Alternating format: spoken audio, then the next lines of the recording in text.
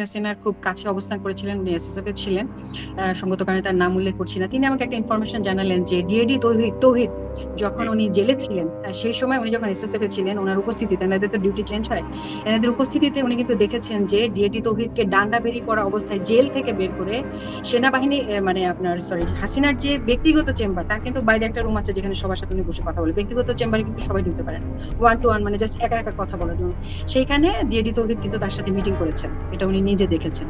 এবং এটা এতই গোপনীয় ছিল যে মানে মানে ওনারা যতটুকু ধারণা পেয়েছেন যে ডিএডি তৌহিদ মানে আমি সব বলে দিব, আমি আর পারছি না, এই ধরনের একটা মেন্টালিটিতে ছিলেন। তখন তাকে টাকা পয়সা, তার ফ্যামিলিকে আরো কিছু দেওয়ার আশ্বাস দেওয়া হচ্ছিল। এবং ওই জেল থেকে কিভাবে ডিএডি তৌহিদ, যিনি কিনা এই খুনের সাথে প্রত্যক্ষভাবে জড়িত ছিলেন, তিনি কিভাবে বের হলেন, যেহেতু এটা আমার নিজের দেখা না এবং ওই অফিসারের কথা, সেজন্য সকল কারণে আমি ইয়েতে বলিনি, মিডিয়া কমিশনে বলিনি, বাট এই ইনফরমেশনটা আমি যেহেতু পেয়েছি আমি বললাম। এবং উনি যেহেতু এসএসএফ এ ছিলেন এবং দীর্ঘদিন শেখ হাসিনার অনেক কাছাকাছি ছিলেন, তার কাছ থেকে আমি আরো কিছু অদ্ভুত কথাই শুনেছি।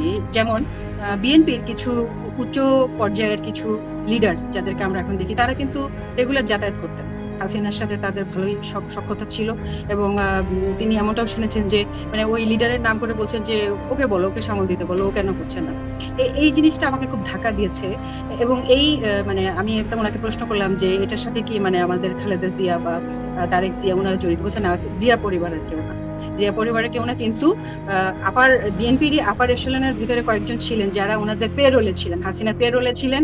বিভিন্ন সময় হাসিনা তাদেরকে বিশ্বের কাছে তো দেখাতে হবে যে উনি একটা গণতান্ত্রিক দল, ওনার অপোজিশন একটা দল আছে। আপনি দেখেন কেউ গুম হয়েছে, আবার কেউ কেউ কিন্তু গত 15 বছর তাদের কোনো সমস্যাই হয় নাই, তারা খুব আরাম করে সব জায়গায় মিটিং করেছেন, মিছিল করেছেন। এবং এখন ঠিক এই লোকগুলাই মানে বিএনপির ভিতরে অনেক রকম মানে ঘোলাটে পরিস্থিতি তৈরি করছেন।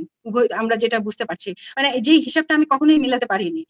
আপনি জানেন যে আমি নিজে কোনো মানে দলের সাথে যুক্ত নই, আমার দল বাংলাদেশ, আমি বাংলাদেশের হয়ে কথা বলি। যতক্ষণ পর্যন্ত এটা বাংলাদেশের ইন্টারেস্টে, আমাদের ইন্টারেস্টে, আমি সাধারণ মানুষ ভাই, খেটে খাওয়া মানুষ। আমার চিন্তা হচ্ছে আমি দিন শেষে যাতে একটু আরাম করে ঘুমাতে পারি, আমাদের যাতে নিরাপত্তা থাকে, আমাদের সন্তানদের যাতে অবস্থা ভালো হয়, তাদের পক্ষে আমি কে কথা বলবে, আমি বলি কথা। আমার দেশ বাংলাদেশ, এটা বিএনপির খারাপ করলে বিএনপি বলবো, যে খারাপ করবে সে বলবো। আমরা যে জিনিসটা কখনোই মিলাতে পারিনি যে এই যে মানে আমাদের প্রেসিডেন্টকে রেখে দেওয়া, আমরা শুনলাম যে এটা বিএনপির ওখান থেকে একটা সিদ্ধান্ত এসেছে। তারপরে আমরা শুনলাম যে বেগম জিয়া এবং তারেক জিয়ার মধ্যেও একটা মানে তাদের মধ্যে একটা দূরত্ব সৃষ্টি করার চেষ্টা, আবার তাদের সাথে জামায়াত এনসিপির দূরত্ব সৃষ্টি করে, এগুলো কে করেছে? তারপর বিএনপির ভিতরে এত বিতর্কিত লোকজন, তারা এরকম চাঁদাবাজি করছেন, কেউ অদ্ভুত সব কথাবার্তা বলছেন, এগুলোকে কে সাপোর্ট দিচ্ছে? তা আমি সে যখন এসএসএফ এর ওই ভদ্রলোক আমাকে বললেন যে আমরা তো ওনাদেরকে 5 জনের নাম বলেছেন, আমাকে, আমি সঙ্গত কারণে বলছি না, যে সিনিয়র এসেলেনের এদেরকে দেখতাম যে হাসিনার সাথে তারা রেগুলার যে যাতায়াত করতেন, হাসতেন, চা খেতেন, তারপরে খাম নিয়ে বের হয়ে আসতেন। বিভিন্ন সময় হাসিনা বলছেন যে ওকে হ্যান্ডেল করতে বলো।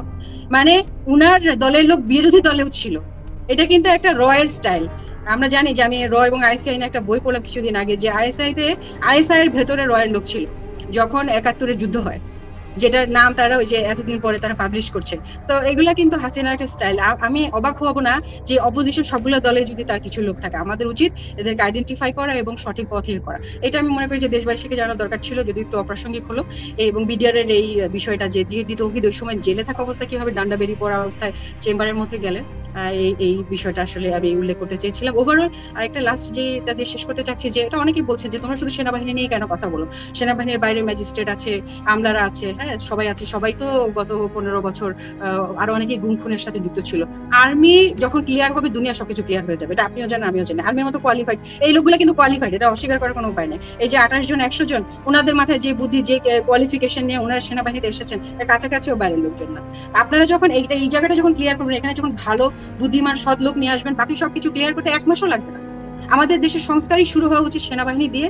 এবং সেনাবাহিনী আমাদের পিভট, আমাদের সার্বভৌমত্বের মূল রক্ষা কবচ। তারা যখন পরিষ্কার হয়ে যাবেন, অটোমেটিক্যালি সবকিছু ক্লিন হয়ে যাবে। সিনেমা মুভির মতো, আমার কাছে মুভিতে দেখায় না যে হঠাৎ করে একটা হাত এসে পড়লো আর চারদিক গ্রিন হয়ে গেল, আমার কাছে ঠিক এরকম মনে হয় যে সেনাবাহিনীটার ভেতরটা যদি এরকম হঠাৎ করে পরিষ্কার হয়ে যেত, পুরো দেশটা সবুজ ফুলে ফলে ভরে উঠতো। এবং এই কারণেই বারবার সেনাবাহিনী নিয়ে কথা, এই কারণে না যে সেনাবাহিনীকে আমরা অপছন্দ করি। আমি সেনাবাহিনী ইউনিফর্মকে কতটা ভালোবাসি সেটা শুধু আমি জানি এবং আল্লাহ জানেন। A soldier is always a soldier. না শাহনাজ, আমি আপনার কথার সঙ্গে শতভাগ একমত, অ্যাবসলিউটলি কারেক্ট আপনি। এবং সেনাবাহিনী যদি ঠিক হয়ে যায়, আমাদের অন্যান্য জায়গাগুলো অটো ঠিক হয়ে যাবে। মানে কিছু করতেও হবে না এমন একটা জায়গা আরকি। তো আপনি যে প্রসঙ্গটি বললেন সে প্রসঙ্গের কিছু বিষয় আমার কাছেও আছে তথ্য এবং ধরেন এই বিষয়টা নিয়ে আমি আসলে কিছু প্রামাণ্য কিছু খুঁজছি। বিশেষত ধরেন সে সময় হাসিনার সাথে এসএসএফ এ সার্ভ করেছেন।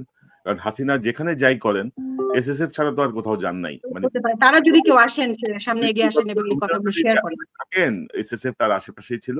তো এসএসএফ এর কেউ যদি সাক্ষ্য দেন বা বলেন অ্যা আমি সেই অপেক্ষায় আছি এবং আমি যোগাযোগ করছি আমার মতো করে।